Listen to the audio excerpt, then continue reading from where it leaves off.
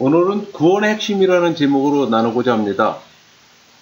구원에 대한 올바른 이해만큼 크리스천에게 중요한 게 없어요. 동시에 또 구원만큼 사람들이 잘못 이해하고 또 구원만큼 사람들이 확신하지 못하는 주제도 없습니다. 그러니까 인간은 모두 죽음이라는 병에 걸려 있고 또 그 증상이 바로 악과 고난에 시달리는 인간의 조건이에요. 그러니까 죽음의 증상에서 해방되는 구원은 인간에게 내재된 것이 아니라 외부로부터 와야 됩니다. 즉 인간 밖에 있으며 우주 밖에 있는 하나님으로부터만 올 수 있는 구원의 절대성을 말하는 거예요. 구원이란 그 포괄적인 개념으로 모든 죄에서 해방되는 걸 의미합니다. 그러니까 우리는 거짓, 불의, 증오, 개인적 결핍이나 그 이웃 간의 갈등, 사회적, 국가적, 그런 국제적 차원의 갈등 여러 가지 모양으로 나타나는 그 죄에 둘러싸인 채 짓눌려 있어요. 그러니까 죄는 죽음의 증상으로 대개 인간이 겪는 최대의 악입니다. 또 고난이라고 말할 수도 있고. 그러니까 성경은 죄에 짓눌려 있는 인생을 죽은 자라고 말합니다. 사람들이 보통 말하는 것처럼 육신은 살아있지만 영적으로 죽어있다는 의미가 아니라 죽음의 권세 아래 놓여있다는 거예요. 또 죽음의 병균에 의해 점령당하는 그런 상태, 그런 의미에서 죽은 자라고 보통 말하는 겁니다. 그러니까 이 죽음과 그 증상들에 대해서 해방되는 것이 구원이에요. 그러니까 우리가 구원받아야 할 이유는 악과 고난에 걸려있기 때문에 그런 거예요. 그럼 구원을 어떻게 얻을 수 있을까? 이런 질문을 할 수 있잖아요. 그러니까 이 물음에 대한 답을 얻기 위해서는 왜 죽음에 걸리게 되었는지를 생각해 봐야 되는 겁니다. 그러니까 우리 사도 바울은 로마서 6장 23절에 죄의 삭은 사망이라고 그랬잖아요. 그러니까 죽음은 죄의 대가로서 우리가 죄를 지으면 우리에게 반드시 죽음이 주어진다는 겁니다. 그래서 죄가 무엇인지 우리가 알아야 되는 이유가 바로 그거예요. 그러면 죄가 도대체 무엇이기에 죄를 지으면 죽음이 주어질까? 그 생각해 봐야 되잖아요. 여러분, 죄의 본질은 하나님에 대한 인간의 옳지 않은 태도입니다. 그러니까 성경에서 말하는 죄의 개념은 인간이 창조주 피조물이라고 전제되어 있어요. 그러니까 인간은 자기 의지에 의해서 그리고 또 자기 힘으로 스스로 존재하는 존재가 아니라 창조주 하나님께서 생명을 받은 그런 존재예요. 그러니까 인간 자신의 생명을 위해서 창조주에게 의존하는 태도가 하나님에 대한 인간의 올바른 태도입니다. 내가 하나님의 완전한 지혜와 사랑에 진정으로 의존한다면 내 불완전한 그 지혜가 제시하는 길을 택하지 않아요. 하나님이 제시하는 길을 택합니다. 하나님에 대한 의존은 순종으로 표현되기 마련이에요. 의존과 순종은 동전의 양면 같아서 순종이 없는 의존은 가짜 의존이에요. 그것은 또한 미신한 특징이기도 합니다. 하나님과 올바른 관계를 깨트리는 것은 인간이 자기를 주장하는 의지예요. 그러니까 인간이 창조주 하나님께 자기 독립을 선언하는 겁니다. 그러니까 자기 주장을 하려는 의지로 자기 생명의 창조주에게 분리된 인간은 생명의 근원이 땅에서 뿌리 뽑힌 풀에 비유할 수 있어요. 그러니까 인간은 자신 속에 있는 제한된 자원에 의해 얼마 동안은 계속 존재합니다. 그러나 자원의 제한성 때문에 짧은 시간 살다가 자원의 공급이 떨어지면 그 존재는 고난으로 얼룩진 짧은 세월을 마치고 그냥 죽는 거예요. 그러니까 짧은 인생 동안 무슨 일이 일어난지도 모르는 그 제한된 지혜와 무슨 일이 일어난들 그 모두를 해결할 수 없는 제한된 힘, 또 이웃에 대한 극히 제한된 사랑, 그렇게 살아가는 처지인 거예요. 그게 인간의 모습이에요. 우리 인류의 조상인 아담과 하와는 의존과 순종의 관계를 깼습니다. 하나님께서 그들의 그 생명을 보호해주기 위해서 금지하신 선악과를 따먹음으로써 악과 고난을 가져다주는 사탄에게 순종한 결과를 초래한 거예요. 이런 불순종의 동기는 스스로 하나님이 되고자 하는 의지였습니다. 이런 의지는 창조주를 부인하고 인간 중심을 선포하고 또 인간 스스로 주가 되겠다고 하는, 되어야 한다는 그 유혹을 했던 뱀의 사상인 거예요. 여러분, 인간은 죄로 인해 삼존적 소에 빠집니다. 그러니까 죄는 하나님으로부터의 소외, 인간으로부터 소외, 또 자아로부터 소외를 가져옵니다. 자기 주장을 하게 되면은 자아를 찾는 게 아니라 오히려 자아를 잃어버리는 거예요. 그러니까 이제 인간은 자기를 스스로 닫아버림으로써 하나님께 분리되고 또 모든 악과 고난의 상태에 처하게 되는 거예요. 그러니까 제한된 자원에 갇히게 된 인간은 자원의 빈곤을 본능적으로 감지하고 또 자원을 늘릴 수 있는 길을 추구하지만 결국 그것은 다른 사람의 자원을 빼앗는 길뿐이 없어요. 그러니까 다른 사람들을 굴종시켜서 그들의 자원으로 자신을 섬기도록 하고 자신의 삶을 풍요롭게 하는 겁니다. 그게 세상의 모습이에요, 여러분. 그래서 인간 사회는 치열한 생존 경쟁이 있을 수밖에 없고 그 양육 강식이 있을 수밖에 없고 적자 생존의 정글의 세계가 되어버리는 거예요. 싫든 좋든. 사람과 사람 사이의 모든 갈등과 고난은 개인과 개인뿐만 아니라 집단과 집단, 국가와 국가 사이에서도 계속 나타나는 거예요. 여러분, 구원이란 인간이 죄의 상태에서 해방되는 걸 말합니다. 그러면 어떻게 구원이 이룰 수 있을까? 그런 의문이 들잖아요. 만일 인간 스스로의 자원으로 생명과 그 행복을 추구하고 영위할 수 있다면 굳이 구원을 받을 이유가 없죠. 그러나 인간에게는 자원의 제한 때문에 악과 고난이 발생하게 됩니다. 또 그 악과 고난으로부터 해방되어야 할 이유가 바로 그거고요. 그러므로 제한된 자원 때문에 일어나는 악과 고난을 우리 스스로 해결할 수 있다고 생각하면 그건 아직 논리적 모순에 빠지는 거예요. 그럼에도 불구하고 모든 종교는 인간의 스스로를 구원할 수 있다고 가르치고 있습니다. 스스로 종교심을 발휘하거나 자기 수양을 잘하면 또는 선한 행위를 많이 하고 업적을 쌓으면은 구원의 문제를 해결할 수 있다고 가르치고 있어요. 인간의 힘과 지혜로 유토피아를 건설할 수 있다고 가르치고 있습니다.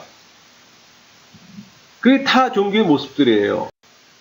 그러나 발달된 과학과 기술은 인간을 파멸하는 결과를 가져옵니다. 인간의 지성과 지혜가 인류 역사의 제약을 초래하는 거예요. 그러니까 인간이 가지고 있는 자원은 그것이 완전할 때만 스스로 구원할 수 있는 겁니다. 그러니까 인간의 구원은 인간의 내재된 힘으로 이루어지는 게 아니고 인간 밖에 있는 하나님으로부터만 올 수가 있는 거예요. 그러니까 우주 밖에서 우리를 위해 구원의 힘이 와야 합니다. 그러니까 무한한 힘을 가진 초월자로부터 우리를 위해 오는 것이야만, 다른 말로 얘기하면 은혜로 올 때 우리 인간에게 구원이 주어진다는 거예요. 구원이 이루어진다는 겁니다. 그러니까 복음은 제한된 자원 속에 죽어가는 인간들에게 하나님께서 우리 밖에서 오셔서 구원을 이루셨다는 기쁜 소식인 거예요. 그러면 구원의 사건은 어떻게 일어날까? 그걸 또 질문할 수 있잖아요. 예수 그리스도 안에서 일어납니다. 예수님이 구원자라는 것을 우리는 어떻게 알 수 있을까요? 그거는 예수님의 삶과 죽음과 부활을 살펴볼 때 이 세 단계를 통해서 예수님이 우리를 위한 구원자라는 걸 알게 됩니다. 예수님 스스로 구원자임을 가르쳤어요. 또 그 가르침이 예수님의 죽음으로 인해서 헛된 것 같았으나 부활에 의해 그 가르침이 옳았음을 또 확인했고, 또 부활은 예수님이 구원자임을 확인하는 또 효과를 가져오게 된 거예요. 여러분, 예수님이 그 가르쳤던 가르침은 한마디로 요약하면은 우리 마가복음 10장 45절에 나와 있습니다. 인자가 온 것은 섬김을 받으려 함이 아니라 도리어 섬기려 하고 자기 목숨을 많은 사람의 대성물로 주려 함이니라. 그렇게 기록되어 있잖아요. 예수님께서 당신을 나타낼 때 사용하신 이 인자라는 표현, 독특한 표현이죠. 사람의 아들이라는 칭호입니다. 우리 다니엘서 7장 13절이나 시편 8편이나 에스겔서에서도 사람의 아들이라는 말이 나와요. 그러니까 다니엘이 환상 가운데 하나님을 보고 하나님 앞에 구름을 타고 오는 한 분을 보았는데 그분이 사람의 아들처럼 생겼다고 표현했습니다. 또 그분이 구름을 타고 왔다는 점에서 신적 존재라는 것을 알 수가 있어요. 구름은 오직 하나님이 나타나실 때만 동반되는 것이잖아요. 예수님이 당신을 사람의 아들이라고 하시고 종말에 구름을 타고 와서 이 세상을 심판하는 이로 나타나셨다고 할 때 그것은 분명 다니엘 7장 13절을 두고 하신 말씀임을 우리는 알 수 있습니다. 내가 또 밤 환상 중에 보니 인자 같은 이가 하늘 구름을 타고 와서 예적부터 항상 계신 이에게 나아가 그 앞으로 인도되매. 예수님 자신이 그런 신적 존재라는 거예요.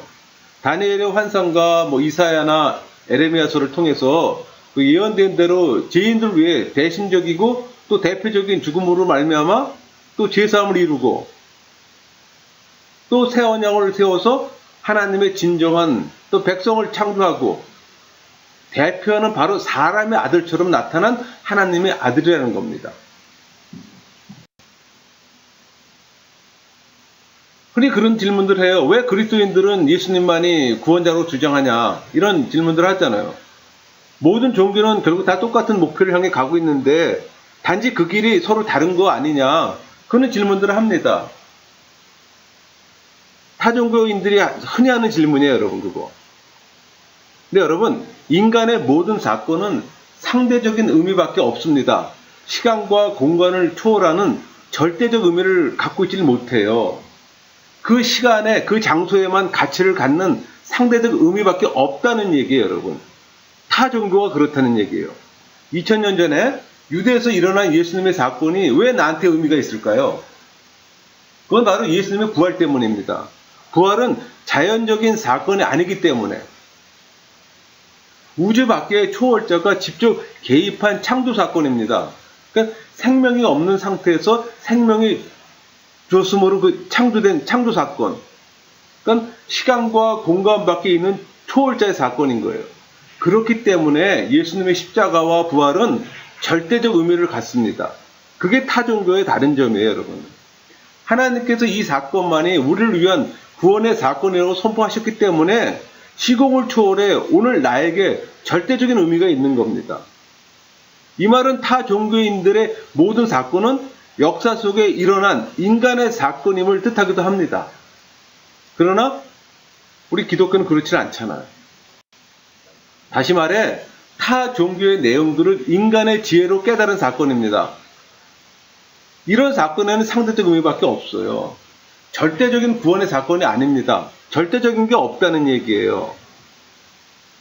하나님께서 십자가에서 돌아가신 예수님을 부활시킴으로 우리를 위한 구원자라고 선언하셨어요. 이 사건만이 절대적인 구원 사건입니다. 그렇기 때문에 그리스도인들이 2000년 전 그 팔레스타인에서 일어난 그 구원이 오늘 여기에 사는 나에게도 효력이 있는 하나님의 구원이라고 믿는 거예요. 오직 이 사건만이 구원의 사건이지 다른 종교들의 구원이 있다고 인정하지 않는 거예요.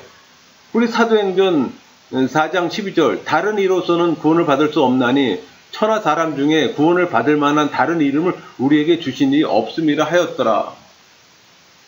사도 베드로가 하늘 아래 인간에게 예수 그리스도 외에는 구원을 얻을 만한 다른 이름을 주지 않았다고 선포한 이유가 바로 여기 있습니다.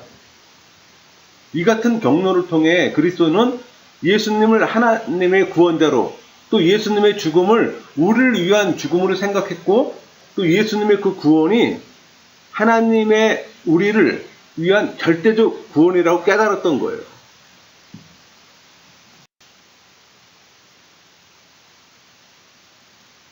여러분, 그 예수님의 그 구속적 죽음에 대한 그 해석의 성경적 그 범주를 보면은 그 신약 성경은 그 당시 사람들에게 이 십자가에 나타난 구원을 구약의 배경 속에서 구약의 구속 방법을 이용해서 네 가지 그 상징을 통해 설명합니다. 상징, 그 메타포라고 보통 표현하는데 그 네 가지가 있어요. 제사, 화해, 구속, 새 언약입니다.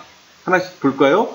제사, 구약에 제시된 그 이스라엘 그 백성의 구원의 방법으로 여러분 1년에 한 번 7월 10일 날 대속죄일에 대제사장이 지성소에 들어갑니다. 그래서 언약궤에 짐승의 피를 뿌리고 이스라엘 백성의 1년 죄가 용서함을 받아요. 그게 7월 10일 대속죄일 날 이루어지는 제사 행입니다. 그러니까 이 속죄 방법은 예수 그리스도의 십자가에서 종말론적 그 완성된 구원에 대한 예표예요. 그러니까 예수님의 죽음은 우리 죄에 대한 하나님의 저주를 대신 받으신 것이므로 십자가에서의 제사였다는 거예요. 그럼 두 번째 화해를 좀 볼까요? 그 화해는 예수님의 피가 우리의 죄를 덮고 우리의 죄에 대한 하나님의 진노를 풀어버린 결과로 일어난 것이 화해입니다.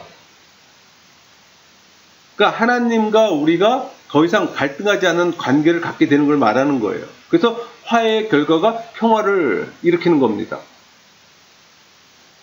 구속은 그 노예 시장에서 온 그 상징이에요. 그러니까 죄에 노예된 우리를 예수님께서 대가를 지불하고 우리를 사신 거예요. 그래서 우리를 죄와 사탄과 율법과 죽음의 노예 상태에서 해방시켜주는 겁니다. 그러니까 예수님 생명을 대속물로, 그러니까 몸값을 치르신 거예요. 그 구속의 결과 우리는 자유를 얻게 되는 거고. 또 새 언약. 이 새 언약이란 이 세상을 창조하시고 다스리는 하나님의 자녀가 되는 언약을 말합니다. 그러니까 이와 같이 십자가에서 일어난 구원의 사건을 여러 상징들로 설명할 수 있어요. 지금까지 다른 것은 내 밖에서 일어난 일이기에 객관적 구원 사건이라고 얘기하는 겁니다. 그러면 하나님의 구원의 주관적 적용을 우리가 한번 살펴봅시다. 우리는 어떻게 구원을 받을 수 있을까? 어떻게 구원을 받습니까? 이런 질문 할 수 있잖아요. 그러니까 하나님께서 그리스도 안에 이루신 구원은 오직 믿음을 통해서만 흐름을 발생하게 됩니다. 이 믿음의 그 유일한 그러니까 이 믿음이 유일한 수단인 점에서 구원의 조건이라고 할 수 있는 거예요. 그러니까 인간의 종교적 업적이나 뭐 선행이 아니라 하나님의 은혜로만 우리에게 구원이 주어지는데 믿음이 이 구원을 받는 꼭 필요한 수단이고 도구인 거예요. 조건이기도 하고. 그래서 로마서 그 3장 21절에서 26절 말씀을 묵상하고 논의를 진행하면은 그 믿음의 본질적 의미는 선포된 그 복음을 받아들이는 겁니다. 그러니까 예수님이 우리를 위해서 죽고 부활했다. 그 선포된 복음을 진리로 믿어 받아들이는 거예요. 우리 대신 대표적 죽음을 이루신 예수 그리스도 안에서 죽고 또 그리스도 안에서 부활했다고 말합니다. 그리고 이 믿음의 내용을 극화한 것이 세례예요, 여러분. 여러분, 그 예수님의 믿음은 우리를 예수 그리스도의 십자가의 죽음과 그의 부활에 연결시키는 역할을 합니다. 그러니까 예수님의 믿음이 그리스도와 우리를 연합시킴으로 인해 우리는 그리스도에 참여하게 되고 그리스도와 하신 일에 참여하게 되는 거예요. 그러니까 그리스도와 우리가 하나가 되는 겁니다. 그래서 그리스도가 하나님의 아들이므로 나도 하나님의 아들이고 또 하나님에 대한 그리스도의 순종이 나의 순종이 되는 거예요. 이것이 주관적 구원 사건입니다. 여러분, 우리 예수님의 믿음에 대해서 좀 오해하는 부분을 하나 체크하려고 해요. 로마서 3장 22절 볼까요? 곧 예수 그리스도를 믿음으로 말미암아 이런 표현이 있잖아요. 근데 이게 영어 성경에는 헬라어 원어 성경은 좀 약간 차이가 있습니다. 그것은 예수 그리스도의 믿음으로. 그러니까 이런 거는 직접 목적어예요. 어떤 대상인 거예요. 근데 영어 성경은 오브로 돼 있잖아요. 소유격입니다. 그러니까 예수님의 믿음을 통해서 예수님 안에 있는 믿음을 통해서 이렇게 표현할 수가 있는 거예요. 여기 보면 NIV에는 인으로 표현이 돼 있잖아요. 킹제임스 버전에서는 오브로 표현되어 있잖아요. 그러니까 예수님 안에서 예수님의 이런 개념이라는 거예요. 예수님을 목적어가 아니란 얘기예요. 그러니까 이게 우리 성경 번역의 큰 오역의 그 실수인데, 그러니까는 헬라어도 피스테오스 명사를 씁니다. 그러니까 디아 피스테오스. 예수스 크리스토스 이렇게 표현되는데 이게 무슨 얘기인 거 아니? 예수님의 믿음을 통해 이런 말이 그러니까 예수 그리스도를 믿는 것이 아니라 예수 그리스도의 믿음을 통해서 우리가 믿게 된다는 얘기예요. 그러니까 예수님의 믿음이 우리에게 구원을 주셨다는 겁니다. 예수님을 믿는 것이 아니라 예수님의 믿음이 우리에게 구원을 주셨다는 거예요. 그러니까 외부로부터 우리에게 들어온 겁니다. 그러니까 예수님을 믿는 것인가, 예수님의 믿음을 갖는 것인가, 이거 명확한 구분이 되어야 되는 겁니다. 우리는 예수님을 믿는 게 아니에요, 여러분. 예수님의 믿음을 갖는 거예요. 여러분, 예수님을 믿는다는 것은 우상숭배입니다. 예수님을 대상화시키는 거예요. 그러니까 십자가를 믿고 대상화를 만드는 것과 동일합니다. 신앙의 본질이 뭡니까? 예수님을 아는 거잖아요.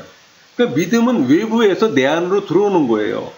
그러니까 믿음이 외부에서 들어오는 것이라면 어떻게 알 수 있을까? 이런 질문을 할 수 있잖아요. 근데 그런 건 은혜를 체험할 때 믿음이 들어오는 것을 인지할 수가 있어요. 여러분, 착각하면 안 됩니다. 뭐 정서적 감동이나 동의, 흥분 상태, 그걸 말하는 게 아니에요. 은혜는 그걸 얘기를 하는 게 아니에요. 우린 믿음의 씨앗이 들어오는 걸 우리가 인지하지 못합니다. 그러나 그 씨앗이 내 안에 들어와서 바라 앞에 성장하는 거예요. 그래서 깨달을 수가 있는 거거든요. 많은 사람들이 어떤 착각을 하는 거 아니에요? 2000년 역사적 예수를 직접 동의하는 것으로 믿음을 착각을 하는 거예요. 그건 내 믿음이에요, 여러분. 그건 타 종교에서 믿는 믿음을 얘기를 하는 거예요. 제가 믿음 강의라든가 구원의 강의, 또 성령세례 강의에서 매번 강조하는 게 그거잖아요. 믿음은 성령께서 내 의지를 인쳐줄 때 들어오는 게 믿음이라고 그랬잖아요. 도구라고 그랬잖아요. 근데 많은 타종교는 뭐냐면 내가 주체가 돼서 어느 대상을 믿는 거예요. 그거 아니에요, 여러분. 예수님의 믿음으로 믿는 거예요, 우리는. 그런 구별이 되어야 되는 거예요. 그래서 우리 로마서 1장 17절을 보면 오직 의인은 믿음으로 말미암아 살리라. 요 바른 번역은 믿음으로 의롭게 된 의인. 의인은 그 믿음으로 말미암아 살 것이라는 얘기예요. 그럼 여기서 믿음으로 의롭게 된, 이 믿음으로 의롭게 된다는 게 뭐예요? 예수님의 믿음이 내 안에 들어왔다는 얘기예요. 그 사람은 그 믿음으로 산다는 얘기예요. 내가 어떤 대상을 세워놓고서 믿는 게 아니에요. 내가 어떤 대상을 세우면 그건 예수님도 우상숭배가 되는 거고 십자가도 우상숭배가 되는 거예요, 여러분. 그거는 그 안에 불상이 앉거나 예수님이 앉거나 동일한 거예요. 그런 거는요. 내가 그냥 믿는 거거든요. 그건 우상숭배입니다, 여러분. 내 안에 예수님의 믿음이 들어와야 되는 거예요. 예수님의 믿음을 통해서, 예수님 안에 있는 믿음을 통해서 그렇게 해서 구원을 받는 거지, 내가 예수님을 믿는다고를 목적, 직접 목적으로서 어떤 대상을 믿는다는 게 아니에요, 여러분. 그런 구분이 좀 필요합니다. 그럼 이 주관적 구원 사건을 네 가지 그 상징으로 표시한 것이 있어요. 의인됨, 화해, 양자, 셋, 피조물, 이런 것들이에요. 그러니까 이런 상징들로 표시하려고 한 그 구원의 실제는 죽은 인생이 아니라 하나님께 의존하고 순종하는 올바른 관계 속에서 하나님의 동참하고 하나님의 무한한 자원을 끌어다 씀으로써 신적인 삶에 참여하게 되는 겁니다. 그게 구원받는 자의 모습인 거예요. 여러분, 우리 구원의 종말론적 구조로 이미 아직 많이 들어보셨죠? 구원에는 과거와 현재와 미래, 시제가, 세 가지 시제가 있습니다. 근데 이것은 기독교의 독특한 종말론 때문에 일어나는 거예요. 그러니까 예수님의 부활하심으로 말미암아 하나님 나라가 이미 시작됐습니다. 오는 세상, 즉 구원의 세상은 이미 시작되었어요. 그러니까 예수 그리스도의 부활은 이 세상에서 왕노릇하는 사탄이 쓸 수 있는 가장 큰 무기, 죽음을 꺾은 사건입니다, 여러분. 예수님이 사탄을 이미 이기고 승리하셨어요. 그러니까 사탄은 아직 사지의 힘이 남아있어서 남은 힘으로 최후의 지금 발악을 하고 있는 겁니다. 그래서 예수 믿는 자를 걸고 넘어뜨리고 공격하는 거예요. 바로 이것 때문에 지금까지 악과 고난이 있었던 겁니다. 그러면 이 사탄은 언제 꼼짝 못하게 될까? 예수님 재림 때입니다. 우리 고린도전서 15장 25절, 그가 모든 원수를 그 발 아래에 둘 때까지 반드시 왕노릇 하시리니, 이 말씀처럼 예수님이 다시 오실 때 사탄을 발판으로 삼겠다는 겁니다. 그때 우리의 구원은 완성이 되는 거고. 따라서 예수님이 오셔서 십자가에 돌아가시고 또 부활하심으로 이루어진 결정적 구원은 이미 그 구원의 첫 열매에 해당되는 겁니다. 구원의 완성, 그 완성된 추구를 우리는 아직도 기다리고 있는 거예요. 우리에게 구원의 첫 열매 이미 주어졌습니다. 그 구원의 완성을 받는다는 보증 역할을 하시는 분이 성령이에요. 그래서 사도 바울은 성령을 구원의 첫 열매요 보증이라고 불렀던 겁니다. 구원의 첫 열매를 받으면은 구원의 완성까지 받게 됩니다. 믿음, 소망, 사랑, 기쁨, 평화는 성령의 열매잖아요. 그러니까 구원받은 우리는 이 세상에 살지만 예수 그리스도와 함께 옛사람이 죽고 또 예수 그리스도와 함께 새 사람으로 부활한 사람이 있잖아요. 이미 하나님 나라에 속한 자로서 구원의 완성을 바라보고 또 살고 있습니다. 이제는 이 땅의 시민이 아니라 하나님 나라의 시민으로 사는 거예요. 이것이 곧 그리스도의 윤리며 제자도인 거예요. 그러므로 그리스도의 삶에는 고난이 필연적으로 있습니다. 이 고난은 예수 그리스도의 십자가에 믿음으로 동참한 것의 실제화예요. 여러분, 십자가에서 죽은 사건이 실제화된다는 것은 날마다 자기 십자가를 진다는 말이에요. 그러니까 자기를 주장하는 옛사람, 그러니까 내가 십자가에 못 박히고 예수님을 받아들인 새 사람이 이제 예수님을 따른다는 겁니다. 그러니까 예수님이 걸어가신 자기 부인의 길을 따라가는 겁니다. 이게 바로 제자도예요, 여러분. 여러분, 자기 부인이라는 말 표현은 내 죄에 대한 인식으로 나의 연약함을 인식하는 거예요. 나는 아무것도 할 수 없는 보잘것없는 존재입니다. 난 그저 예수님에게 의지합니다. 예수님 마음대로 하십시오. 그냥 순종하겠습니다. 그런 표현인 거예요. 그러니까 믿음으로 그리스도의 고난에 동참하게 되고 또 그 죽음의 하나가 되게 하는 이 제자도의 삶은 역설적으로 우리가 그리스도의 영광된 형상으로 날로 변화되어가는 과정을 말합니다. 그러니까 예수님의 부활의 새 생명이 우리의 썩어가는 몸에 나타나서 날로 우리가 새로워지고 강건해지는 과정이에요. 이것을 그리스도의 성화라고 표현합니다. 또 구원의 현재라고 말하기도 하고.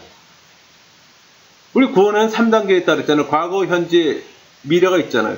성화는 현재적 구원이에요. 죽어서 영화가 이제 미래적 구원이 되는 거고.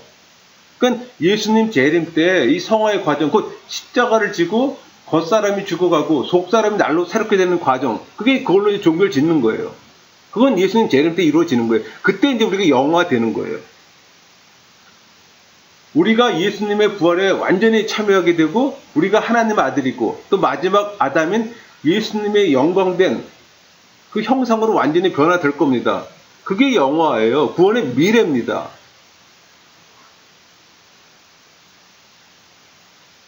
예수님은 우리에게 하나님을 아바, 그러니까 아빠죠. 아빠라고 부르러 기도하잖아요. 우리가 지혜가 없어 불안할 때 하나님께 아바, 아버지라고 기도하면 지혜도 얻습니다. 능력이 없어 두려울 때 아바, 아버지라고 부르면 심지어 평생을 죄악의 세상에 살다가 우리의 아담적인 몸이 죽어갈 때도 우리의 몸을 하나님 아버지에게 맡기고 기도할 수 있는 거예요. 이것이 구원의 첫 열매를 받은 자의 구원의 완성을 기다리는 그리스도인의 소망인 것입니다. 우리 예정과 지키심을 한번 다뤄볼까요? 우리가 여기 이 개혁신학에서 예정을 많이 얘기하는데 이 예정에 대한 올바르게 이해하지 못하는 경우들이 좀 있어요. 근데 여러분, 예정을 올바르게 이해하지 못하면은 우리를 불안하게 하고 우리를 괴롭히는 그런 오히려 교리로 다가올 수가 있어요.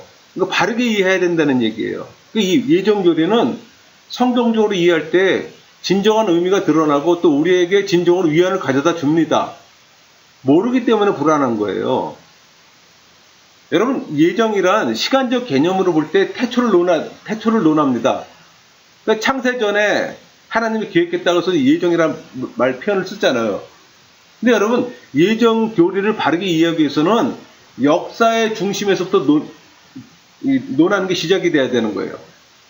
그러니까 그리스도가 오시기 전 구약의 계시는 그리스도를 바라보는 미래지향적 계시잖아요. 그리스도가 오신 이후에는 신약의 사도의 선포는 그리스도 안에 나타난 구원을 되돌아보게 하는 관점입니다. 이런 의미에서 그리스도는 역사의 중심인 거예요, 여러분. 그러니까 하나님의 오묘한 진리는 그리스도 안에 계시되었습니다. 그래서 그리스도 안에 나타난 그 계시가 가장 환하게 보이는 거예요. 이쪽은 태초요, 저쪽은 종말인데 그 중간에 불빛이 양쪽으로 멀리 비칠수록 희미해집니다. 그 희미한 종말과 태초에 관한 계시를 제멋대로 해석하고 뜯어 맞춰서 사람을 현혹시키는 것은 올바른 믿음이 아니에요.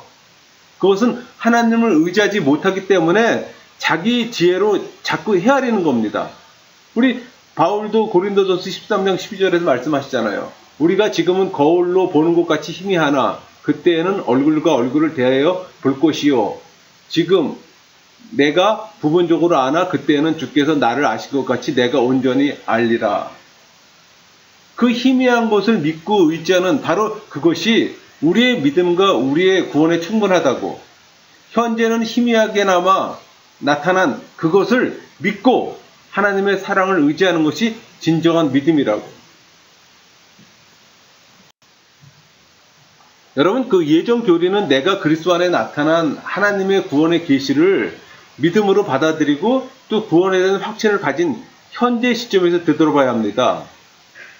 내가 믿음의 현지에서 구원을 받았다는 확신 가운데 되돌아보면은 내가 믿는 순간에는 그 복음을 받아들이겠다고 내 자신이 결단한 것처럼 보이나 믿는 자가 되고 보니 나로 하여금 믿도록 성령께서 미리 역사하셨구나 하는 것을 깨닫게 되는 거예요. 우린 예정된 은혜, 즉 믿음의 자체가 선물이라는 것을 깨닫게 됩니다. 여러분, 예정교리 힌트가 있어요. 예정교리를 태초의 시점부터 시작해서 생각하면 도저히 알 수가 없습니다. 인간의 지혜로는 도저히 알 수가 없는 거예요. 그래서 요령이 필요한 겁니다. 내가 믿음이 있다고 하나 직접 예정을 받아서 구원받은 것인지 진짜인지 가짜인지 알 수가 없어 늘 불안할 수밖에 없는 거예요. 그러나 성경은 그렇게 시작하지 않습니다. 믿음의 현지에서 시작합니다. 그러니까 신약 성경 요한복음에 예정의 교리가 잘 나타나 있습니다. 그러니까 예수님이 빛으로 이 세상에 오셨을 때 그분에 대한 사람들의 반응이 항상 두 가지로 갈라지는 걸 우리는 봤습니다. 어떤 사람은 예수님을 받아들여요. 근데 어떤 사람은 예수님을 거부하잖아요. 그러니까 예수님을 받아들이는 사람은 그 받아들임으로 말미암아 자기들이 구원으로 예정되었다는 것을 스스로 증명합니다. 반대로 예수님을 거부하는 사람들은 예수님을 거부함으로 말미암아 자기들이 멸망으로 예정되었다는 걸 스스로 증명하는 거예요. 이와 같이 예정 교리는 태초 시점부터 시작해서 생각하는 교리가 아니라 오늘 복음에 어떻게 반응하느냐 하는 믿음의 현지에 이해되어야 되는 교리인 거예요. 그게 핵심이에요, 여러분. 근데 그걸 바르게 알지 못하기 때문에 너무 막연한 거예요. 태초에 이제 예정됐다? 아니, 말도 안 돼. 이런 표현들 쓰는 거예요, 여러분, 그게. 내가 복음을 믿음의 눈으로 받아들이면 빛에 속합니다. 그렇지 않으면 구원에 속하지 않는 거예요. 또 예전 교리는 교리 자체의 의미가 있는 것이 아니고 우리 믿음의 미래를 위해서 존재하는 겁니다. 그러니까 태초에 나를 구원을 하시겠다고 예정하시고 또 구원에 이르게 하신 하나님, 나 같은 죄인을 은혜로 구원하신 그 신실하고 그 변치 않는 하나님, 그 하나님은 어떤 고난과 환난 속에서도 그 계획을 끝까지 성취하기 위해 나를 지키시고 또 종말에 예수 그리스도가 오셔서 또 구원이 완성될 때까지 나를 붙드실 것이라는 구원의 확신과 위안을 가져다주는 교리입니다. 우리 로마서 8장에는 이 예정론의 중요한 진리가 선포되어 있습니다. 그러므로 우리는 우리 앞에 닥친 모든 고난이 아무리 크다 해도 이 모든 고난을 정복하고 이기는 승리자가 될 뿐 아니라 승리자가 될 것입니다. 마치겠습니다.